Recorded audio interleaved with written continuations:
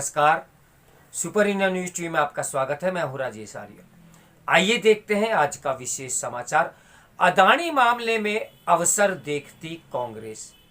जैसे राहुल राफेल पर कोई प्रमाण नहीं दे सके थे, उसी तरह वह अदानी मामले में भी कोई साक्ष्य प्रस्तुत नहीं कर पा रहे हैं। अदानी मुद्दे को तुल देने में जुटी हुई है कांग्रेस। राहुल गांधी और अन्य कांग्रेस नेता एक अरसे से अदानी मामले को लेकर मोदी सरकार को घेरने की कोशिश कर रहे हैं। इस कोशिश में कई अन्य विपक्षी दल भी शामिल हो गए हैं।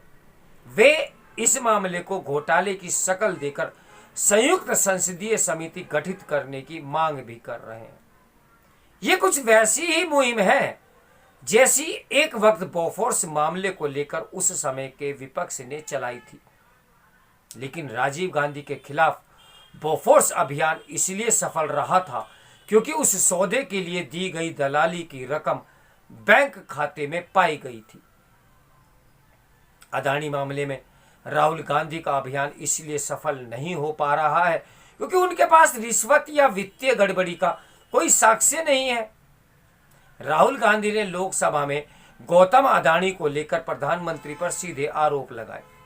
आखिर वह इन आरोपों से संबंधित दस्तावेजों की अभी प्रमाणित प्रति संसद में पेश क्यों नहीं करते?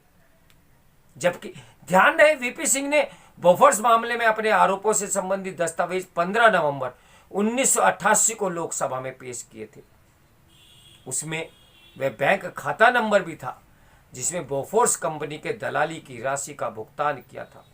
वह खाता इतावली दलाल ओत्तिवियो कवचोत्री का था। स्विस बैंक की लंदन शाखा के उस खाते का नंबर 99921 TU था।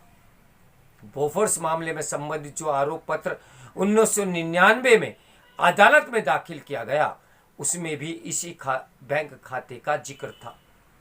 जब भी किसी घोटाले की चर्चा होती है तो लोग सवाल उठाते हैं कि बोफोर्स मामले का क्या हुआ, फिर खुद ही जवाब देते हैं कि कुछ नहीं हुआ। ये झूठ वर्षों से जारी है। कांग्रेस में कुछ सलाहकार शीर्ष नेतृत्व को अब यही सलाह दे रहे हैं कि जिस तरह वीपी सिंह ने बोफोर्स का मामला उठाकर राजीव गांधी को सत्ता से बाहर किया था, उसी तरह राहुल गांधी भी अगले आम चुनाव में मोदी को मात देने के लिए अदानी के मुद्दे को उछालें। राहुल गांधी ने ऐसी ही कोशिश पिछले आम चुनाव में राफेल मुद्दा उठाकर की थी और उन्हें मुंह की खानी पड़ी थी। राफेल मामले में भी राहुल कोई सबूत नहीं दे सके थे। शीर्ष अदालत के फैसले पे से भी उनके आरोपों की हवा निकल गई। ऐसे में लगता है कि राहुल गांधी और कांग्रेस के कार्यकर्ता पिछली भूल से कोई सबक सीखने को तैयार नहीं।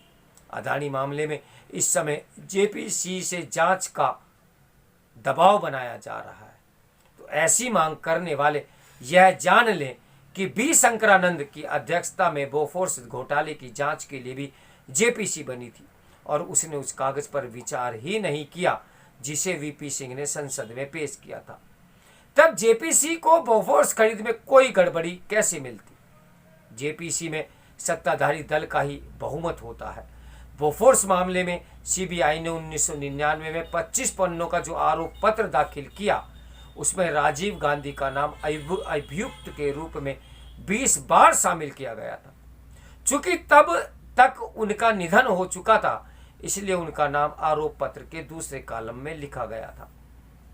जिस समय बोफोर्स घोटाले सामने आया, तब घोषित सरकारी नीति यही थी कि किसी रक्षा सौदे में दलाली नहीं दी जाती, लेकिन बोफोर्स खरीद में इस नियम का उल्लंघन किया गया। राजीव गांधी कवात्रोची का लगातार बचाव करते रहे। इस मुद्दे पर पीएम के बदलते बयानों से जनता को संदेह गहरा गया। परिणाम स्वरूप 1989 के लोकसभा चुनाव में कांग्रेस को पराजय का मुंह देखना पड़ा। चूंकि सीबीआई के आरोप पत्र में दलाली की रकम के हस्तांतरण से जुड़े साक्ष्य थे, तो वह मामला मजबूत होता गया। फिर कांग्रेसी सरकारों के दौरान जानबूझकर इस मामले को कमजोर किया गया। अदालत में उचित तरह से मामले को पेश नहीं किया गया। दिल्ली हाई कोर्ट ने फरवरी 2004 में बोफोर्स मामला खारिज कर दिया।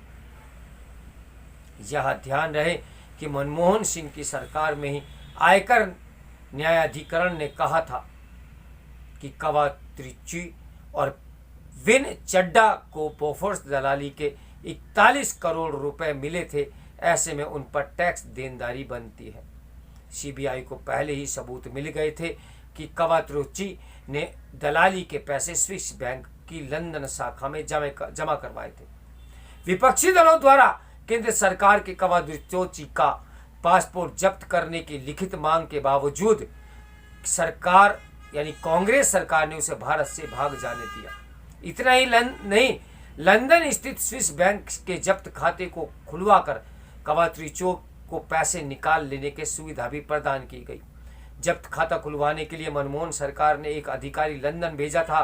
खाता खुलने के बाद कवात्रिची उससे पैसे निकालकर फरार हो गया। वैसे बोफोर्स मामले में एक गैर सरकारी अपील अब भी सुप्रीम कोर्ट में विचाराधीन है। आयकर विभाग ने 2019 में बोफोर्स दलाल विन चड्डा के मुंबई स्थित फ्लैट को 12 करोड़ 2 लाख रुपए में नीलाम भी कर दिया था।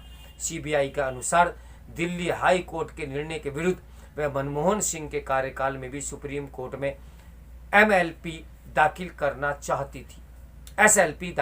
चाहती थी, लेकिन तत्कालीन सरकार ने ऐसा करने से रोक दिया। ऐसे में जो लोग यह सवाल उठाते हैं कि आखिर बोफोर्स मामले में क्या मिला, वे तथ्यों को अपनी सुविधा अनुसार अनदेखा कर देते हैं। जिस मामले में दलाली पर आयकर वसूलने के लिए दलाल का फ्लैट जब्त कर लिया जाता है, उस मामले में अपील न हो तो आप और क्या कहेंगे। तो मेरे साथ बने रहें सुपर इंडिया न्यूज़ टीवी की ब्रेकिंग न्यूज के लिए। नमस्कार, मैं हूं राजेश आर्य।